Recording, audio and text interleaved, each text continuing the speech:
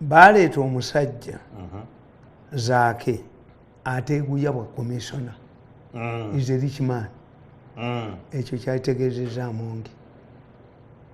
When Museveni appointed Nabbanja minister and Ogwanga minister, they were not happy. You have more money as a commissioner than being a minister. Are you sure? Yes. Kakati gubodira zaake n'omugeraageranye ne Banja at that time n'Ogwanga baleeta omusajja nti gundi yagamba muganda we Lwaboogo baali batutte mu meeting ne babuuza professor wa psychology nensi temumanyi highly mbalaba wano bali mu meeting batudde naye bamubuuza but Museveni is very funny.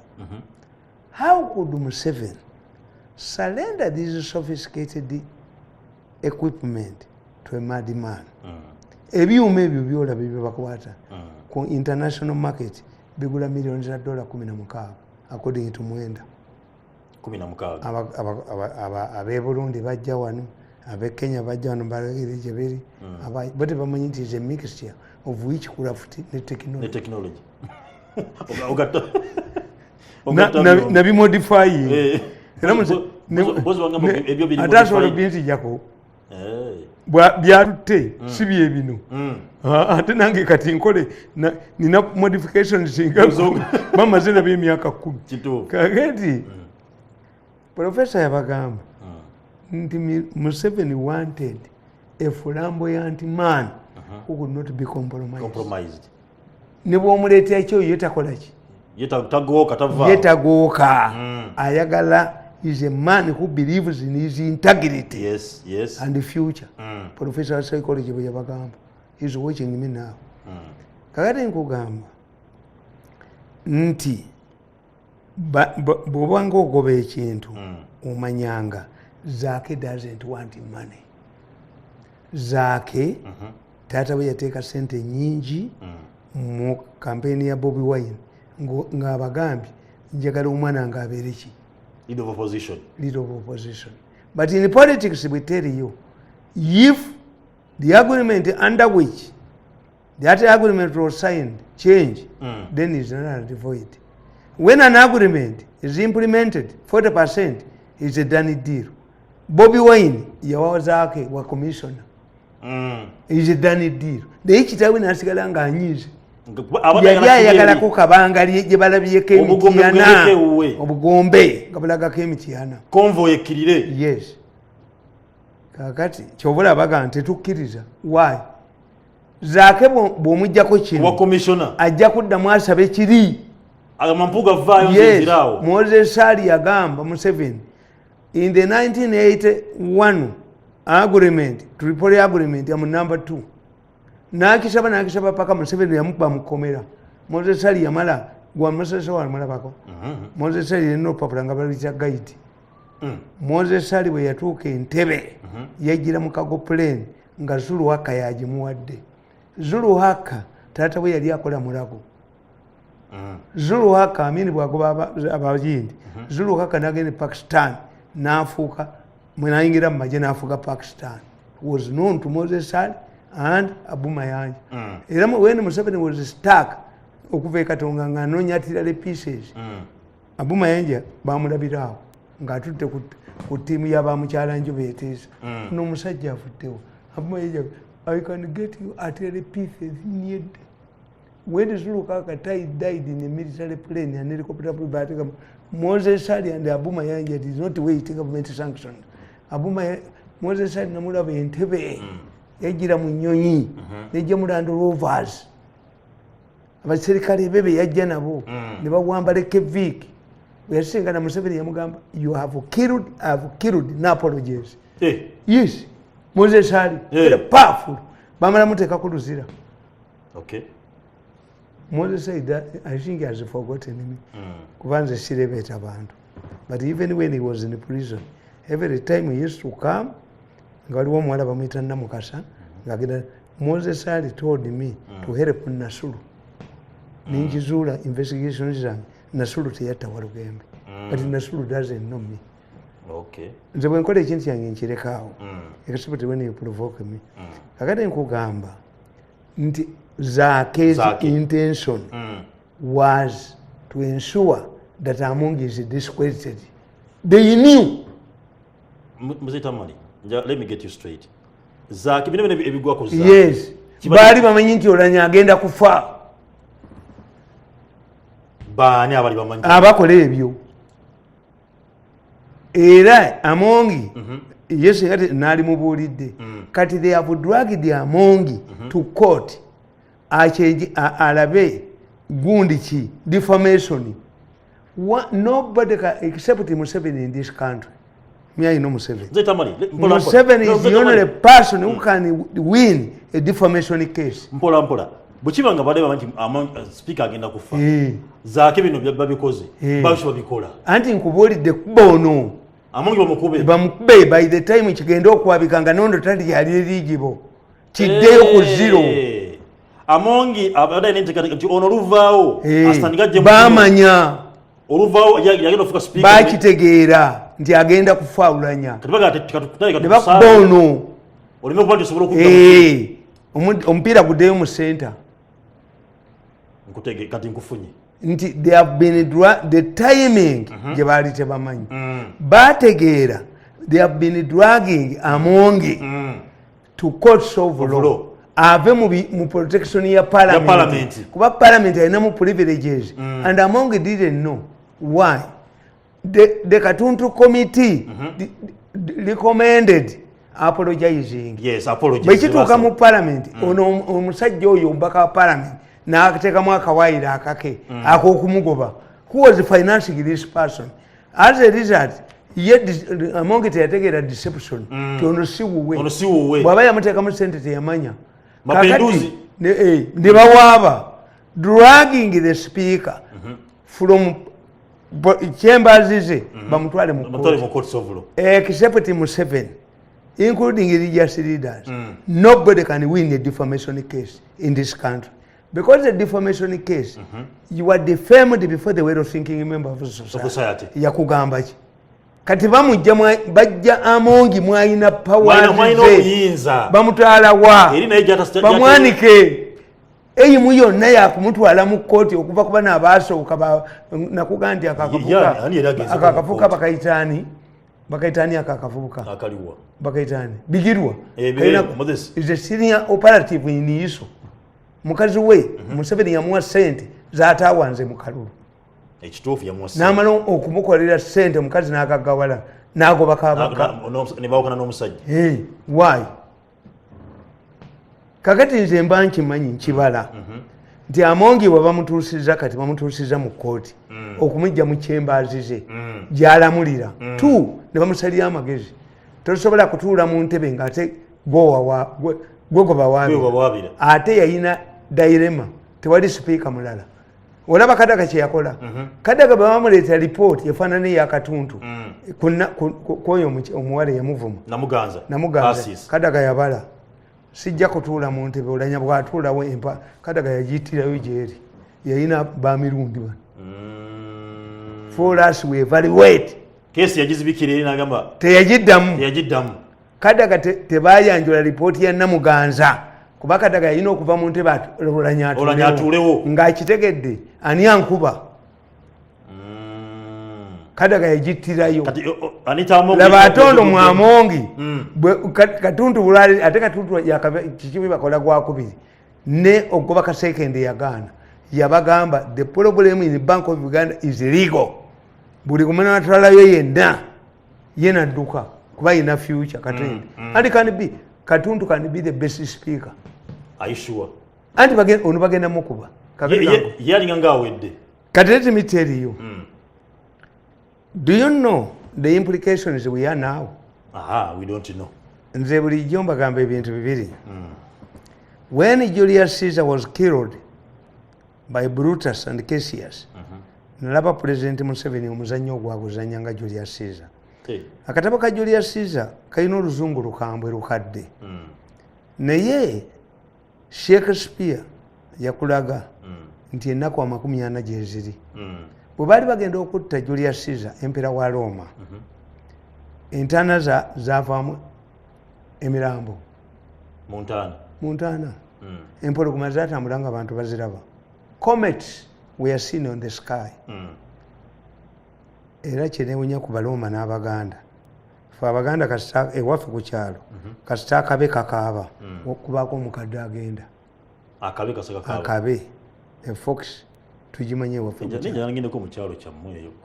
Nedda buli kyalo kipusi bwe kikaaba naye ennaku zino tewali kapa nnume. Kapa ennume biba bigunju. Kati kino ekikazi bwe kisala kikaaba kiyite ki ensajja. This is how they operate. Embwa ekuga. Okuga is not backing. Embwa bweba ekuga ng'eranga agenda okufa nannyinimu ereega amagulu bweti eyimira ku magulu abiri eyeba ekuga. We call it okukuga. Kasolaba embwa ng'eri ku magulu abiri. Ente ezo nga wafudde teziraga ku ttale. Yes. Omuganda ganti omulunzi wewala alabira ku nte ezi ne bategeera nti wafudde. Dene gundi girolaba nti tsunami ebisolo byali byadduse dda. Byo birina sense eyo. Endala we detect. Kakati when you look gundi Shakespeare yali ayita mu kibuga gundi Emperor Caesar mu kibuga Roma n'asanga omusajja omugezi. Caesar, be aware of the aids of March. Yamugane gwe Caesar. Ebyebikiro tobiraba. Entaana ziwandudde emirambo. Comets ziri ku ggulu. Empologoma zitambula misana. Caesar n'amugamba. What is he saying? He says, be aware of the aids of March. What Caesar n'agamba is mad. Let him pass. Batuyita balalu. Naye gye yali alaka ku Capitol bamuttirayo. Muka Caesar yaloota emirundi 3 nga batta bbaawe ku Capitol.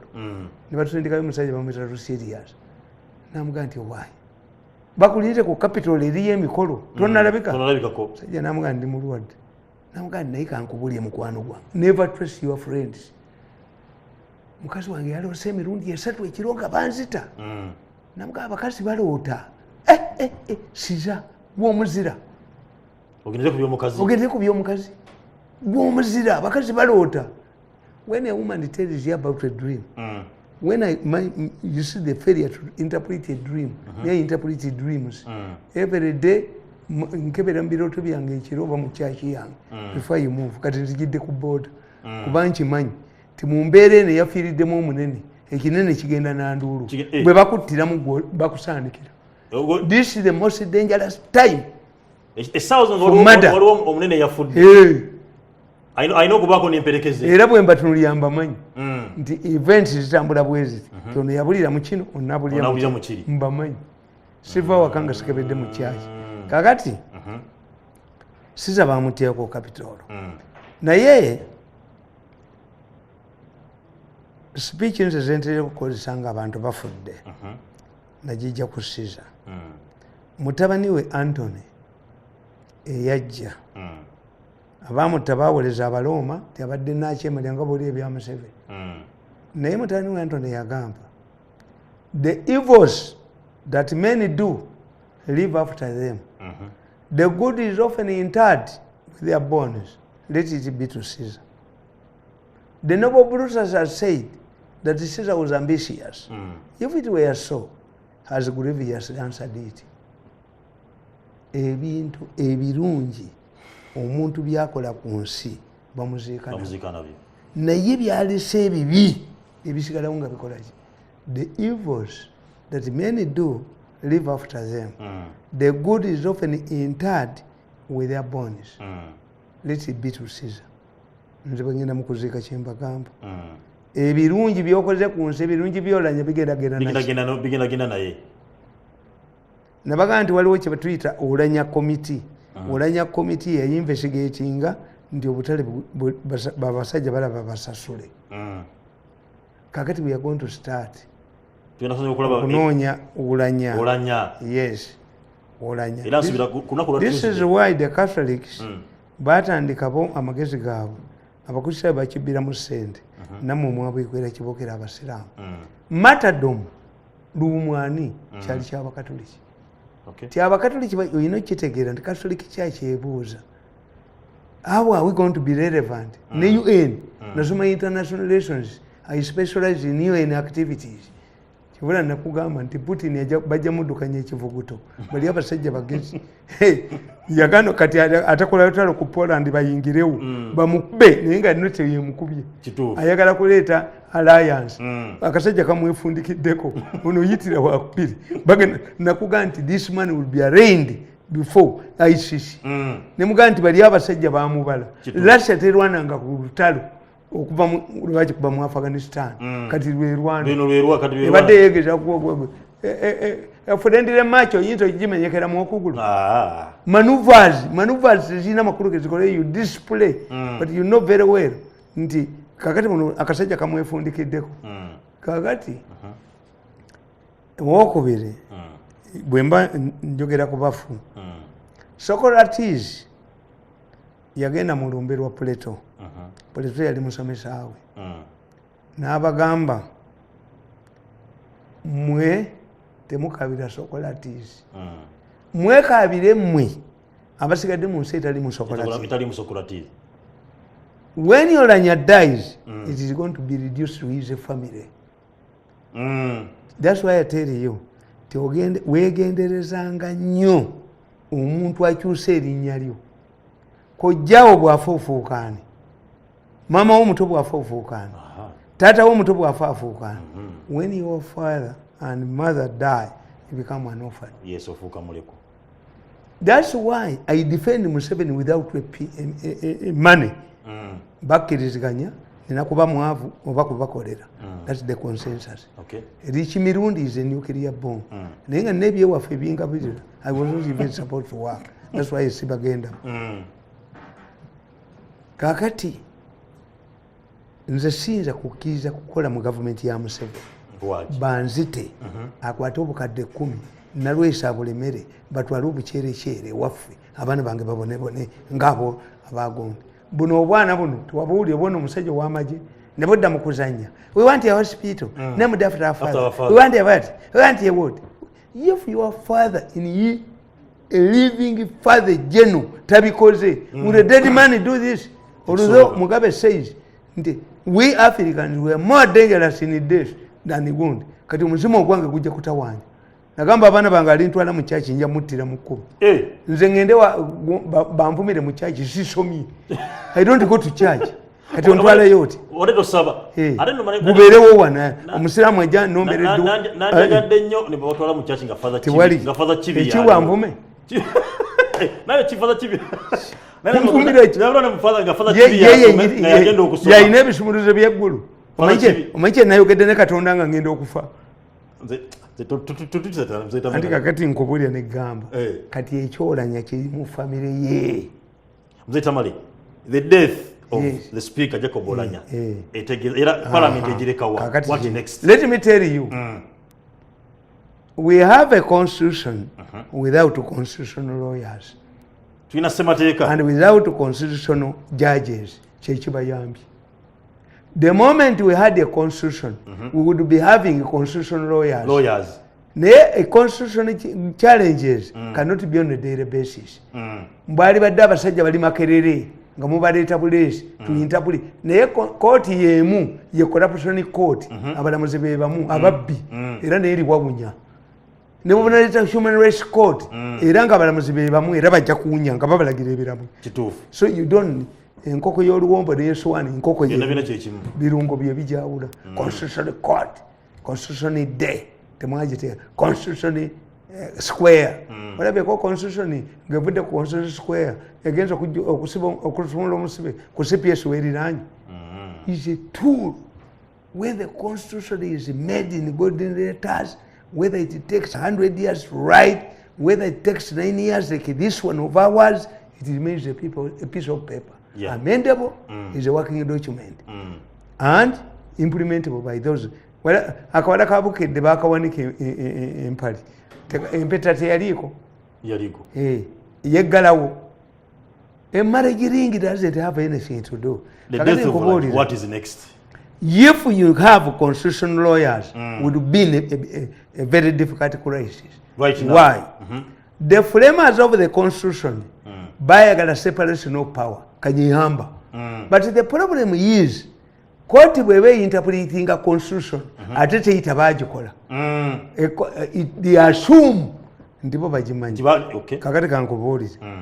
Oulanyah tayinza kuziikibwa nga sipiika. Oulanyah tayinza kutwalibwa omulambo gwe kutwalibwa mu parliament nga sipiika nga tewali sipiika. Chiddem. I'm telling you. Tayinza kuziikibwa nga sipiika. Yes. Tayinza kutwalibwa mu parliament. Nga tebanalonda immediately bayina kulonda sipiika. If you want this man to be accorded ebya sipiika byonna, you must elect a speaker first.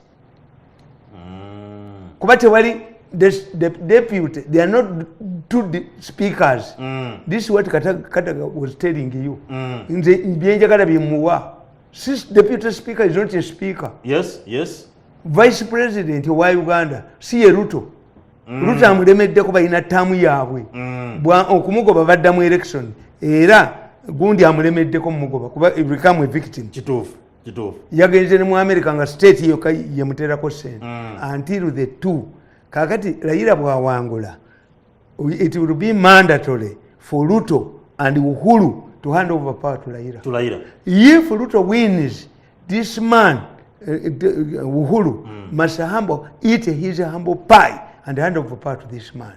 Okay. This is a vice president for continuity. Your vice president is an exaggerated age of the president. Nemu protocol talina wa fitting. Omusajja omu yali minisita wa Buyindi. Ennyonyi ya Buyindi nerwawo n'agirwisa. Pilot n'amuvuma. Who are you? I'm a minister. But do you know what is kuba implications z'ennyonyi? Nti flight eri eba yagenze dda bw'otuuka e Dubai balina okusasulira. Bw'oba tomanyi gy'olaga osanga bali babajjeewo bonna abantu tebakimanyi. Yamugamba nti you are an exaggerated taxi driver. Yes. Muzeyi Babu ne Geno Kyaligonza bagenda mu university Makerere ne bakola ebigezo bya gundi. Abasajja abo bansi bambi waliwo n'omulaga bali ne bavuma Babu omwogoloza nga bamuga oli pilot anti pilot bamukula certificate ya senior 4 okuyiga ennyonyi ate diguli ate liyo. Kakati vice president wa Uganda is an exaggerated Museveni aid. Chindabaga nabako batayawula. Mayanja is a minister of state. He's not an assistant minister. But Mayanja ekizibu kye kyakoze kunoonya byadda. Oba basudiru batwala ettaka ly'enaggulu oba biveeko gwe tandika bupya write a report. Mzee Tamale. Todda mu byedda gwobasinza amagezi bonna abaaliwo gwe wandika kasi oyingira mu gavumenti eri confused ng'eno eyaffe. You're right. Mumbala kuva ddi when I took power. This is why NRM bwe yateekawo akakiiko aka human rights yagamba from 1962 to when they took over. Cardinal Suba yagamba bwenzija naye byammwe mbyogerako baamugaana. This is why bakwata buno obwana obugamba nebyo mu bituusa ate Paulo Mwanga yagamba if a similar commission you are harassing me ekigamba nagenda you are harassing me if a similar commission is instituted against this government it will come out with the settling evidence. That was the conclusive Mwanga's statement. Kakati nkugamba nti bali abasajja baabaladda amonge mu babaladde amonge. If amonge wants to be speaker amala ku resigning nga kino asobola kuva kuba deputy. Okay. Ne balonda ki kati babadde bamuwumulamu ebituli kiri kigenda okujja nakyo tekisobola bagezi nnyo bano abasajja balinga ba stock exchange balaba buli lunaku nga bateesa bo tebalina kirala. Kankubulire lwaki Muswata awasa abakazi buli mwaka? Sex is for psychological. Okujjako omwavu ennyo omwavu ye omwavu w'omukyalo azaala abaana bangi libiriye ali emmere abaana be tafaayo oba basoma bati Museveni yabasasulira tafaayo guleedi tabimanyi tomuyinza namuyita kumugamba omwana we geometry gyonna mitula toyinza muyita is me who is worried. I want this man of mine to become a doctor. Biology amukola bubi, chemistry amukola bubi. Ani kati omusajja atabimanyi omuyitira ki? Ogenda mugamba ki? Yes. Kakati bana basajja bakibala babadde mu nnaku amakumi ameka. Ennaku amakumi zikanaana mbadde bakubira amongi. Kino kigenda okugwawo bwe. Yes, bamanya. Nga talina basobola kuyimirira. They knew the life span of OULANYAH. Ali ku tikitiki agenda. Yes, bakibala.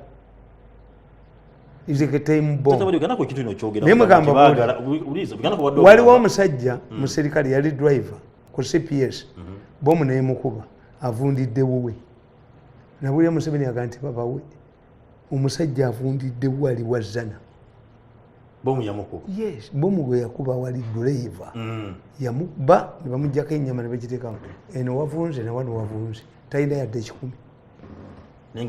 Taina yadde ekikumi. Then who will work for you? Kubanga mu military bwe tubasoma military gundi tukugamba nti once a soldier, a commander can risk another 200 soldiers to rescue the bodies.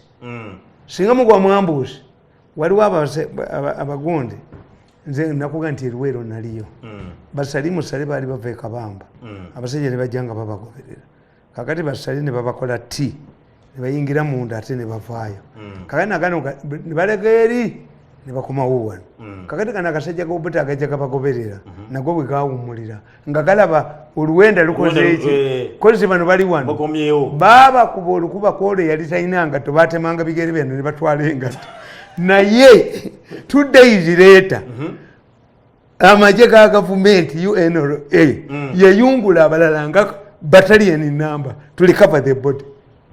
Bwe bali ekisangane bakuba abanyarwanda n'abanyarwanda kye bakola ne bawayalinga ne rero line yonna ne bagiwayalinga. But one of the UPDF commanders yabagamba these people must come to retrieve the body. Kubanga abaserikale tebaziika eziika unit ya ndala even bodies are needed. Why? Hostages of war but bodies bali exchanging. This was the Ukrainians bakukuba nibaga nti abalasa twabakubye babano to exchange them. The Russians can also say omuyudayo omu amanje ga Israeli bakwata abapalestine 10 babexchanging n'omuyudayo ani nabo ne bakkiriza nti omuyudayo omuyenkana abapalestine bameka. America can risk another group singa babata bin Laden bali trapped emeri zaliwo eziri to rescue them. Kubanga in future omuserikale alina okumanya nti balikola ki naye omusajja n'akubwa bomu bamuyita Katongole ku CPS yali dereva avunze wano avunze n'ennyuma bwe basala ennyama. Kati how will this omuserikale gwe bakuba ejjinja mu mutwe mwekwekalakaasa abaana byo basoma abaserikale be bakubira Kampala mukadde ne basala n'embwa ne babajjamu amaaso abaana baabwe basoma. That's why the police is reluctant. Yes, it must be. That's why I believe tinobutayamba abantu be Luweero was intended tekitundu ekirala kinaddamu ne kirisikinga. Aberuweero abarisikinga bawayo bulamu ne balwana okuyita government mu buyinza tebayambiddwa kati bakikoze deliberately. It would encourage another area to have rebels. But it cannot work on a human being. So, kakati nkugamba nti nga bafunye ba constitutional lawyers abasoma constitution. The only thing that the current deputy speaker can do is swear in ministers. But when it comes to body arrangement, what is going to happen? You must have a speaker in place. Kakati bano otalo abero naba bade bakuba amongi aleme kubeera era bwe baba succeeds oyinza okusanga nga history is repeating itself. If you make Amongi the minister naye ajja kugendewo omuntu nga Kadaga bwe bamugamba ajje mu appointment board fitina yeetooloola genda ogibuze Kamulegeya Sheikh Kamulegeya nti fitina ekola yeetooloola. That's why for us nve mbatunulira bwe tunuuliza tembakubidde emyaka 10 nemukuba nannyini nsaasigaliza galubindi nakeewuuba mu mpale akoze buli kimu kyonna okunjavuwaza muniringi agenda okwavala afaananga nze owaayi gwe abakazi abamu bagenda ne babalimba nti omulaba kati anobye kati oyo agenza anobye agenda okunoba ali malumonde kati omusajja nganza ayambala bwati okuvala nava mu gavumenti emyaka 8 kuwalabyeko kiki bali bandiisa ono be yajoga bamukuba okukamala bamukuba bamutaba banatemu ate sijja basi njogala bamukubire ddala ejjooga eryo eryo ejjoogo lyajoga abantu lyogenda nga bwatujoga kyakubiri onoobeera mukomu buli gavumenti yonna ne pulezidenti anaddako n'owasa muwala we kakati gwe tokiraba bwe ogenda nojja ewange ng'omuwala ayanjula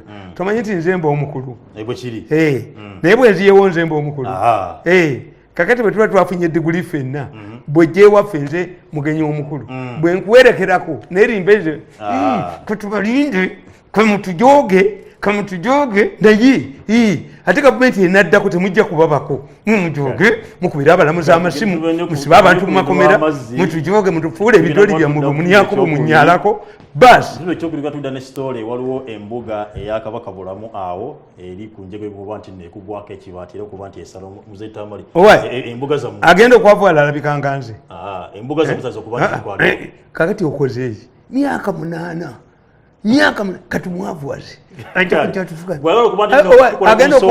agenda okwavuwala atunulanga nze